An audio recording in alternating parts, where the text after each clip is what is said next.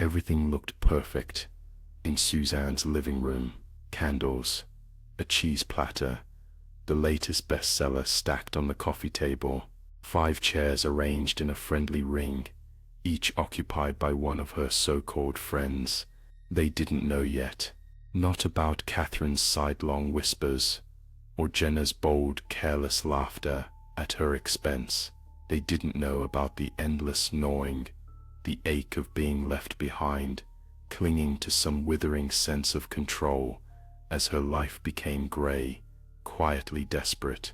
They just sipped cabernet, talked plot lines, and never truly noticed Suzanne at all. After everyone arrived, she locked the front door with a soft click. No one heard it, too enchanted by gossip. Suzanne poured wine, hands trembling just enough that Lisa caught the flicker of nerves. Raspberry, dark chocolate, and the sharpest undercurrent of regret filled the air. Conversation drifted until Gwen mentioned, almost offhand, that she thought someone had been watching her, a figure behind her fence at dusk. Suzanne's voice was low, almost lost amidst laughter. "It's not just you."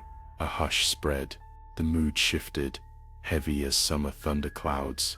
Eager for the story, Jenna pressed.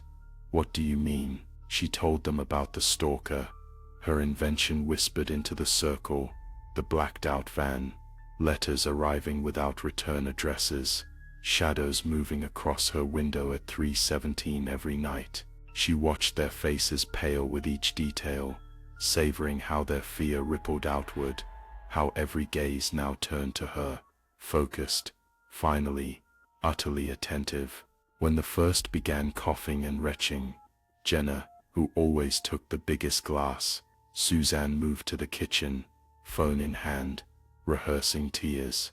She dialed 911 with an anxious, perfect tone, stumbling over her words in apparent terror, as behind her, bodies slumped and knocked, picture frames cracked against the floor.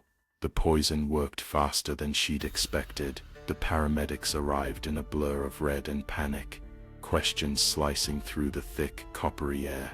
Suzanne sobbed on cue, broken and frightened, guiding them to the dark van that she'd parked herself 2 blocks away before anyone else arrived. The neighborhood reeled, pity thick as fog, voices hushed whenever she passed. She stroked her child's hair, heart pounding. At night, she stood at her bedroom window and waited for the world to move on, to forget. 1 week, then 2, an officer returned. No prints, not even tire marks. "Are you sure about what you saw, ma'am?" Eyes narrowed, mouth tight. Suzanne buried trembling hands in her pockets, repeating her story, watching the doubt fester behind every word. After everyone was gone, she found a note tucked beneath her door, written in a crabbed hand. "Did you think you were the first?"